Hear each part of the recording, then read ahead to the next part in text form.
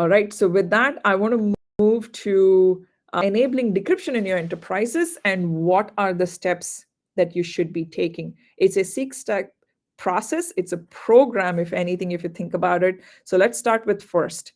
You have to get executive buy-in and make sure that your compliance and legal partners are checking off your program that you're putting forward. So getting buy-in from your CIO or CISO is critical. And there's enough data today to back that program.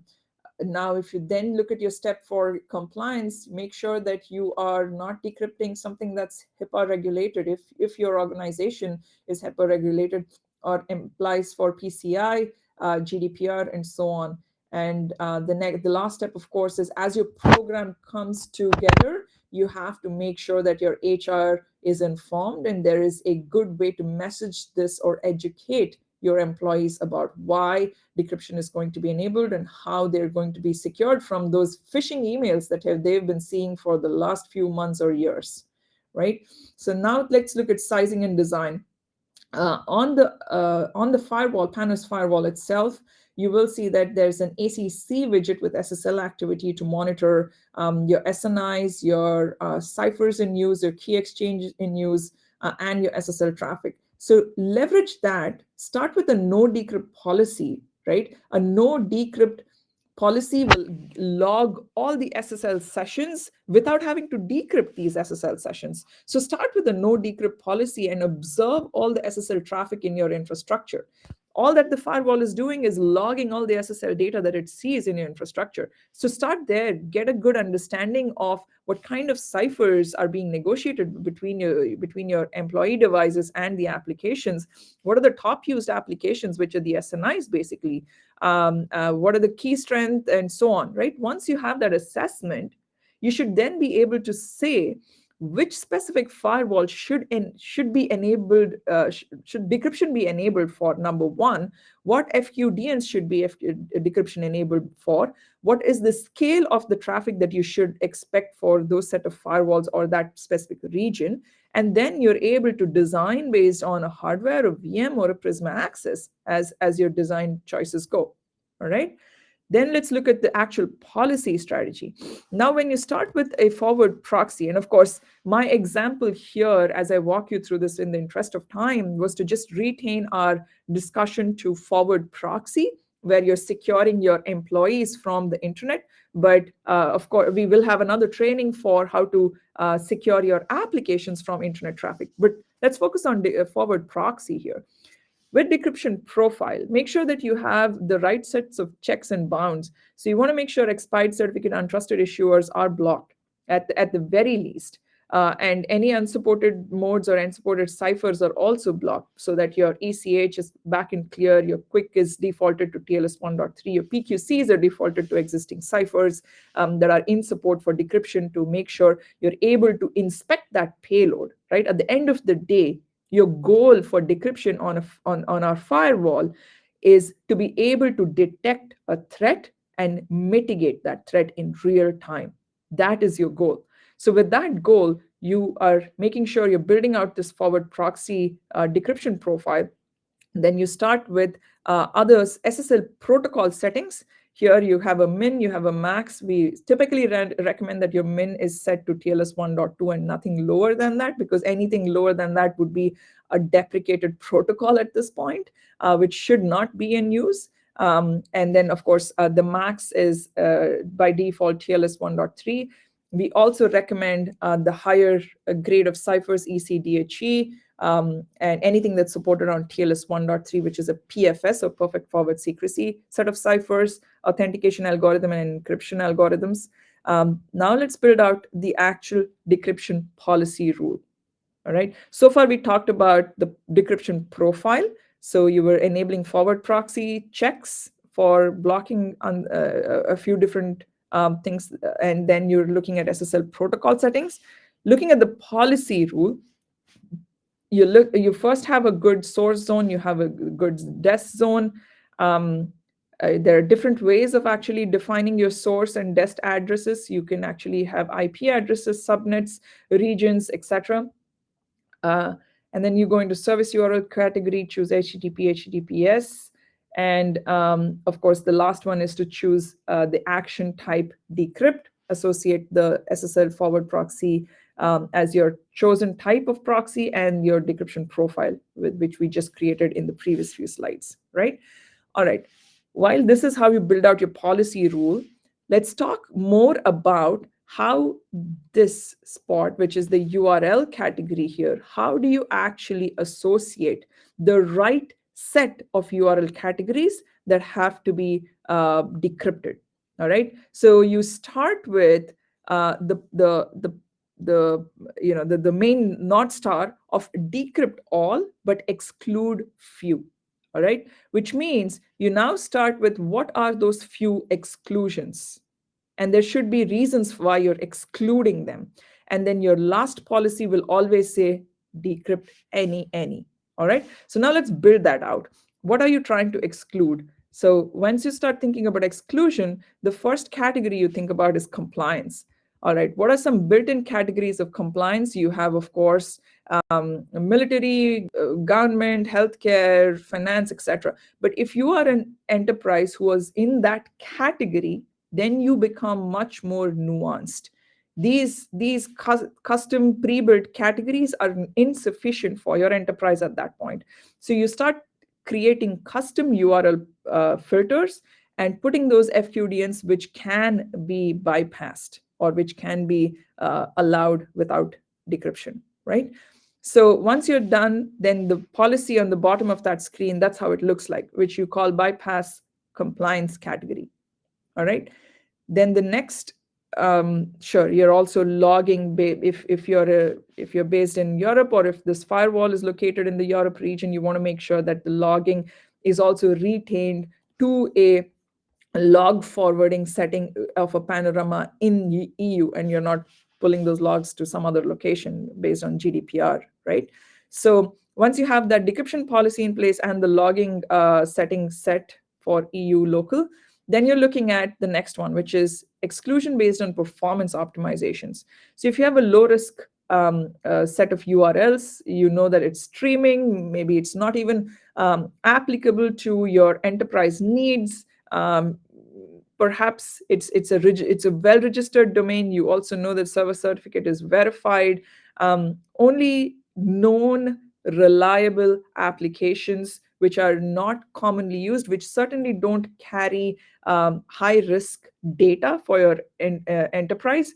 In those scenarios, yes, you can go ahead and create those low risk streaming category and then bypass that, right? Then you're looking at exclusion categories. These are typically for technical reasons, because certificate pinned applications or client which supports a client certificate authentication, which is MTLS. So in those scenarios, we at Palo Alto actually pre-build and populate this SSL decryption exclusion list for you as part of the firewall software releases.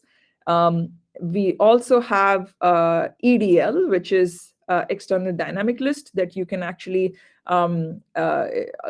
constantly read out of, which is actually hosted by Palo Alto. So you can have the EDL cached to the firewall to make sure those are also reviewed in case you want to use that for your technical bypass category, especially Office 365. Something customers typically reach out to EDL to make sure it's bypassed successfully, because Office 365 is a certificate pinned thick client host apps on the employee devices and so on.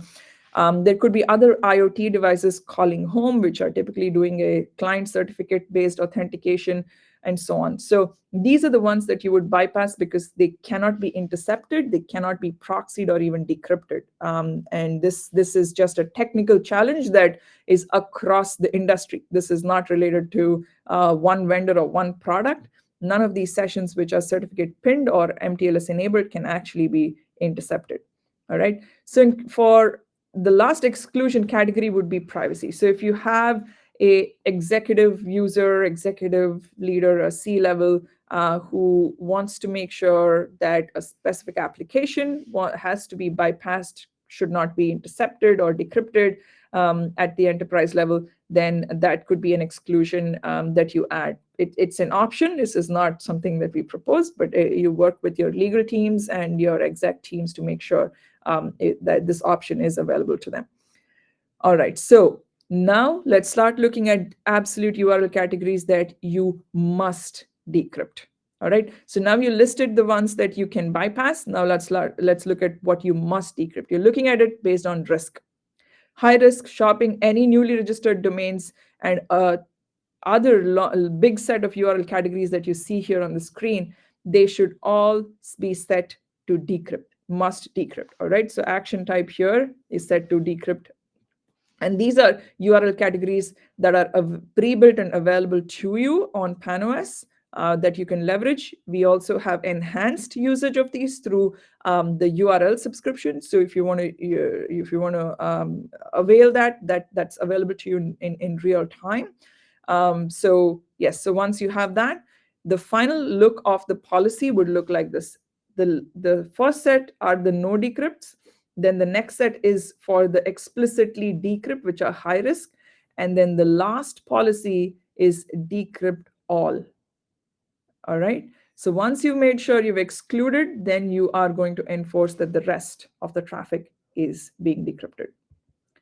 All right, let's look at the PKI certificate management. As I kind of shortly alluded to this, you will need a forward trust certificate in forward proxy mode. Let me just go back. Yeah, in forward proxy mode, you'll need a forward trust certificate, which is basically a sub CA that's issued or signed by your enterprise PKI, for which you will need to host an enterprise PKI local to your enterprise environment. And once you have that, a sub CA, which is called the forward trust certificate, is imported onto the firewall. The firewall uses this forward trust certificate to sign off on any impersonation certificate that is sending to the client as it receives the server certificate. All right. So in that trusted root certificate CA on the client side is where you would push your enterprise CA, and this would be the forward trust on the firewall. And for the firewall to actually verify the real server certificate, we pre-populate default trusted root CAs on our firewall. And this is something that's used to verify the server certificate. If the server certificate cannot be verified, the session will automatically be terminated as long as you have that block untrusted certificates checked. But if you don't have it checked, then the session will go through. So that is something for you to think through to make sure that you have such a profile with that block checked for any URL categories that you are unsure of, that you are not a fully 100% on in terms of the server certificate hygiene. All right. So with that, the next set is you will also need a forward untrust certificate. Typically, this can be a self-signed certificate, which is perfectly fine. What happens if the application is untrusted? As I was just giving an example, if the server-side certificate is untrusted, and you have not issued a block, then the session still goes through, but at the client side, the employee device, that is the user side, they will see this pop-up that your connection is not private because the server is not trusted. Should they still advance and go through that application anyway, or do they want to go quit, right? So that happens because of a forward untrust that is present on the firewall, which is a must-have in order for the user to be made aware of the server certificate being untrusted. All right. All right. There's a few different ways to generate a CSR. So CSR is typically what is used to fetch a sub CA. So we have options to import a certificate, or you can also generate a certificate and ship it off as a CSR to your enterprise CA. All right. this is a representation of the enterprise PKI that you will host within your infrastructure. So this enterprise PKI is what the root is going to be, and the sub CA is what goes on the firewall, which then is impersonation signed for the Gmail application. All right.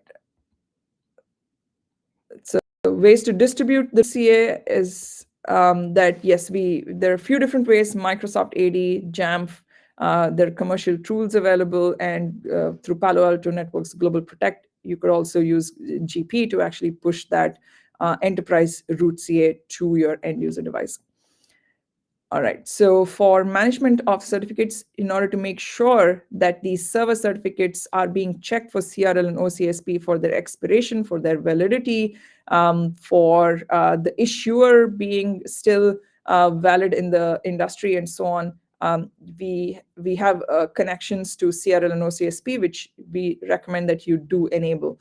We have integrations with Venafi to actually automate this process if you ever want to leverage that.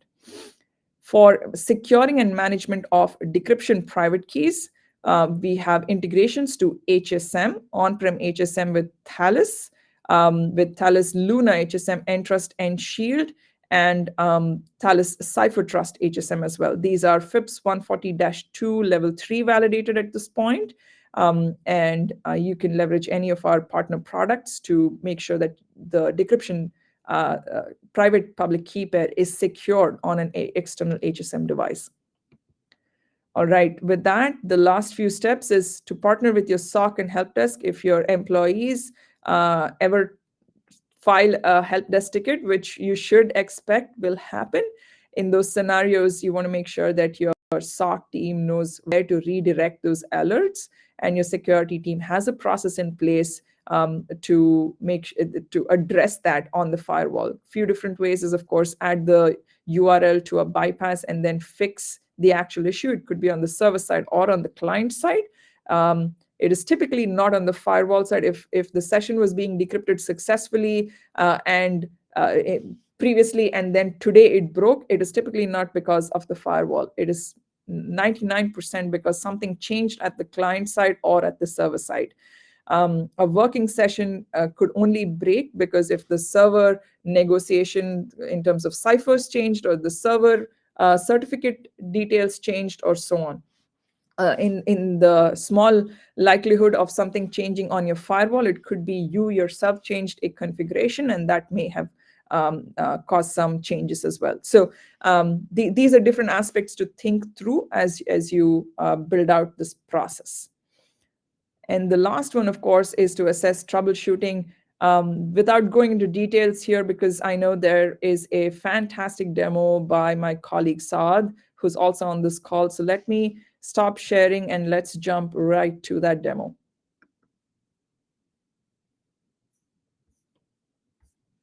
Everyone, can you guys hear me? Yes, Saad, we can.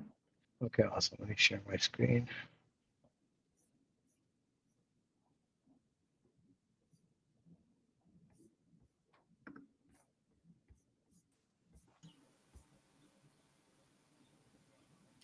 All right, so we're going to basically talk about post-quantum SSL detection and control. So what Richu talked about, we have thread signatures that are already available.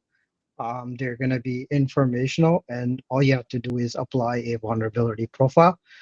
So a bit about the topology. I basically have two VM series firewall that are using post-quantum tunnel.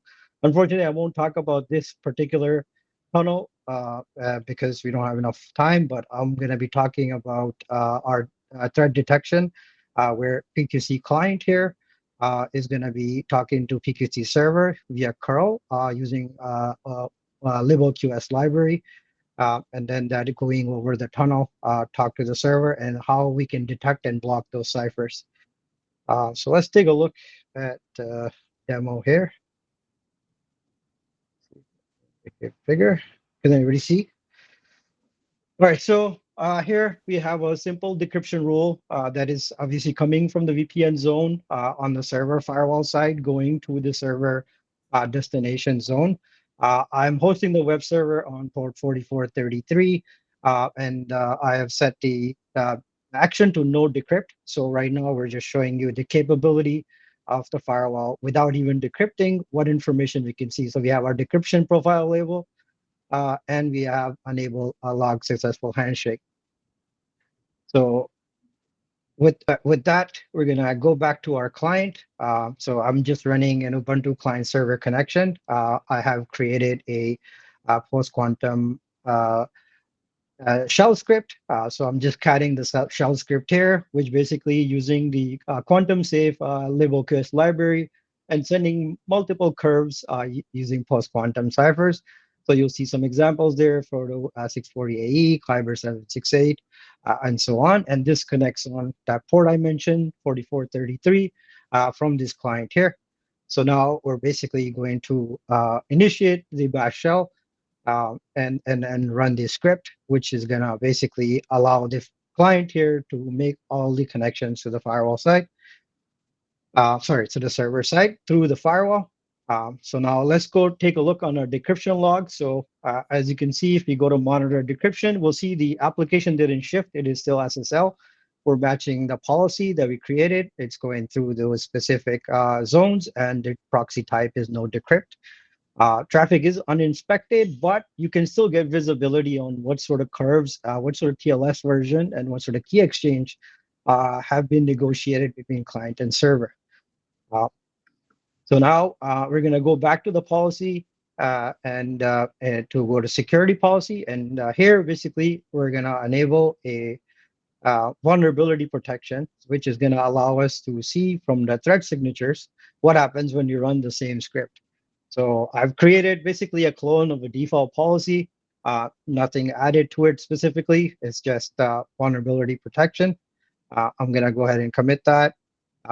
Once that completes, you will notice that the client will go ahead. We're going to initiate the connection. Again, so using the same script, which is the PQC shell script that we have written via curl. It's again going to initiate all those connections. And now if we go back to our firewall thread signatures and refresh the page, we will see that our thread signatures have detected with the thread ID name. Um, we're using classical and PQC ciphers with Crystal Kyber, purely using Crystal Kyber or purely using PhotoChem. So by default, if you just enable vulnerability protection on the policy security rule without even decrypting, you'll be able to see the action that is set to alert and severity is set to informational, as Richu mentioned. Now we're gonna go and see how we can block this, right? So we're gonna pick a signature. So we're gonna use PhotoChem as an example. So using our thread signatures, I'm gonna add a thread signature, 93488. Once that signature is there, I'm gonna click on show all signatures. I'm going to then enable the signature. So you can see this one is called post quantum cipher PhotoChem. So I'm going to enable this, and then I'm going to set the action to reset both client and server. So we're going to reset that on both sides and click OK, and then commit that configuration.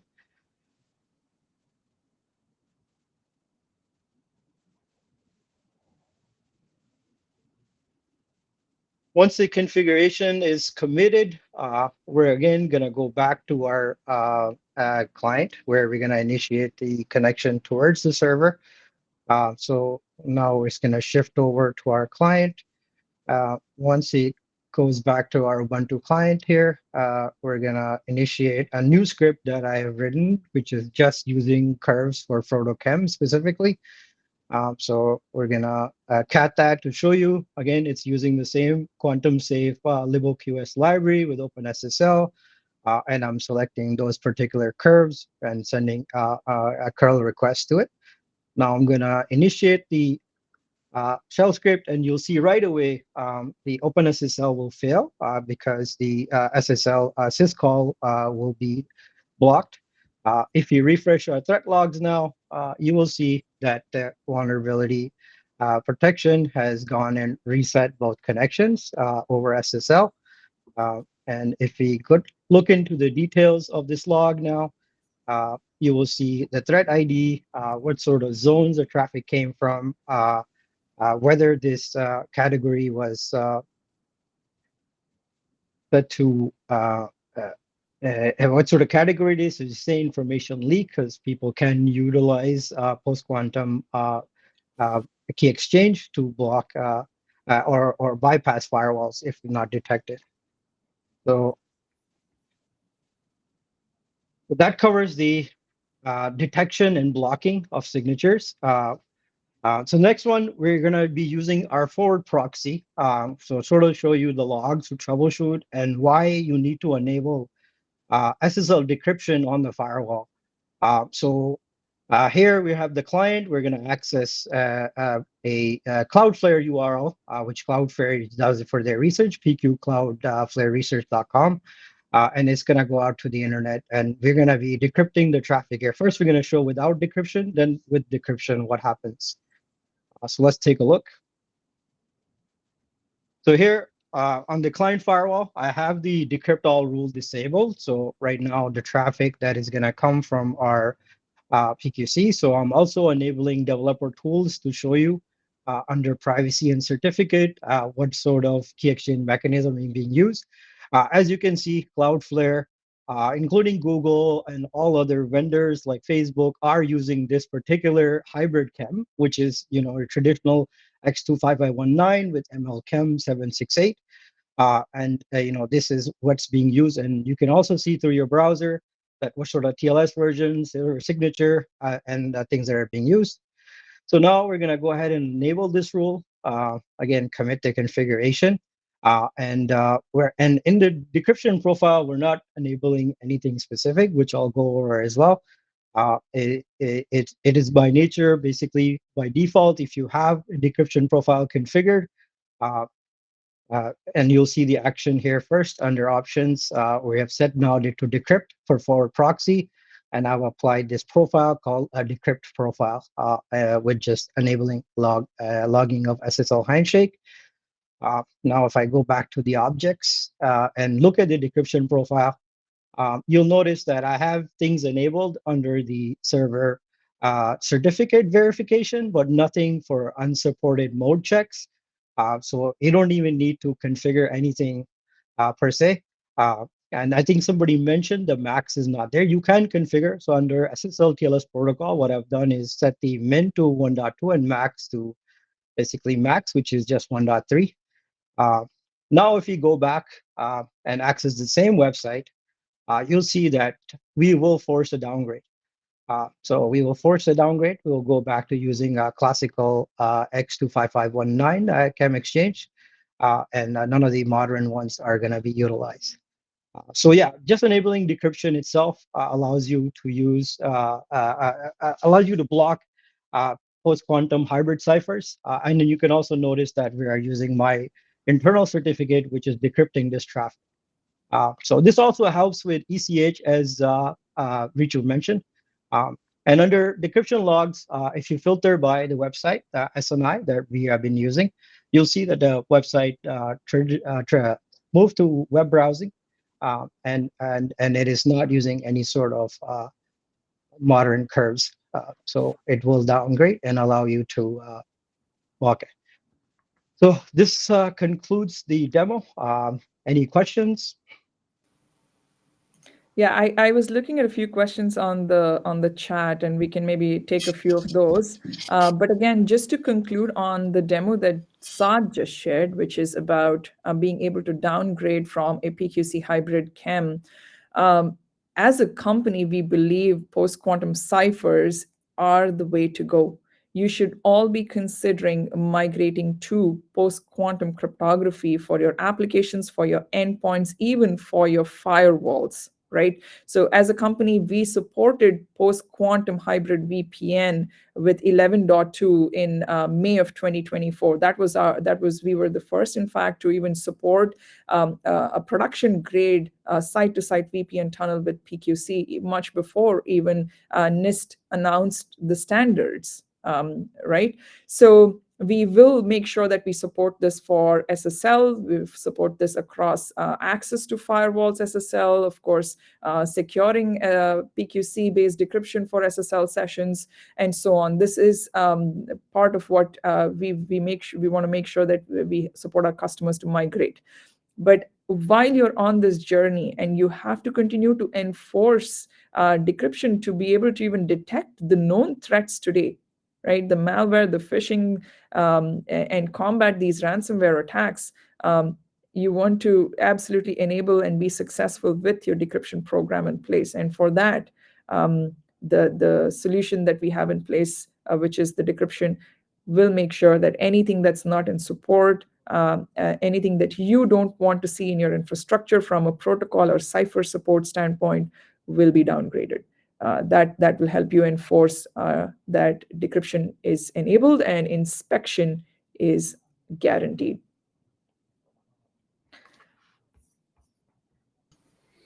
All right, fantastic. Yeah. There were a couple other little questions throughout the chat there.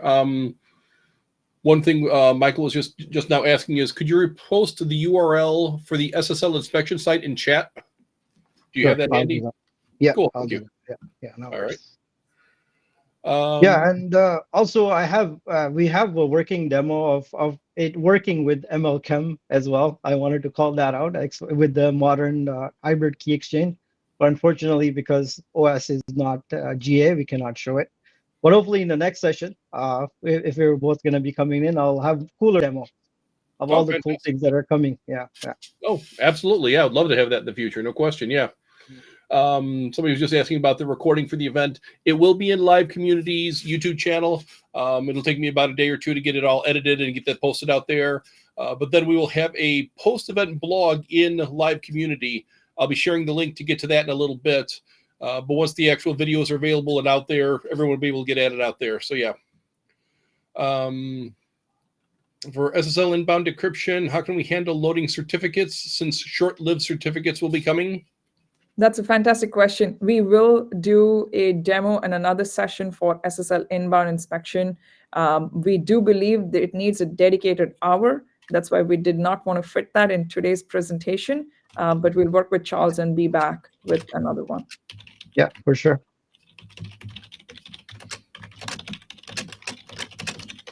Cool. That's great. Yeah, I was responding to somebody in the chat there. I was asking about the Champions program. Yeah. Anyone who is interested in the Champions program, please email us, fuel@fuelusergroup.org, and we'll get you the right email address. I believe it's championsprogram@paloaltonetworks.com, but I'm not 100% sure. So just let me email us first, and then I can verify and get it to you that way. I'm more than happy to help get you in touch with the right people for that. So, can we get a dedicated session on inbound inspection? Jant, I will add that to our list of things to cover. Absolutely. No question. Yes. Yeah. So got a whole laundry list of things going on over here of suggestions for new topics. I love the input. I love the ideas, everyone. So yes, obviously keep those coming anytime, please.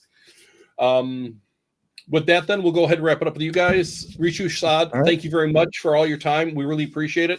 And you're welcome. We will almost undoubtedly have you back again very, very soon. So thank you. Thank you very much, everyone, guys. Yep. Thank you. Thanks all. Yep. Yep.